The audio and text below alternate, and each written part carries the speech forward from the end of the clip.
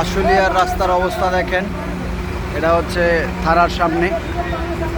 মানে এত বড় বড় রাস্তার মধ্যে গর্ত, যার ফলে বাস কিংবা অন্যান্য গাড়ি যেতে হিমশিম খাওয়ার মতো অবস্থা। পুরো রাস্তাটা এদিকে ফাঁকা, কিন্তু গাড়ি যেতে পারছে না, কারণ এই জায়গাটা অনেক পরিমাণে গর্ত।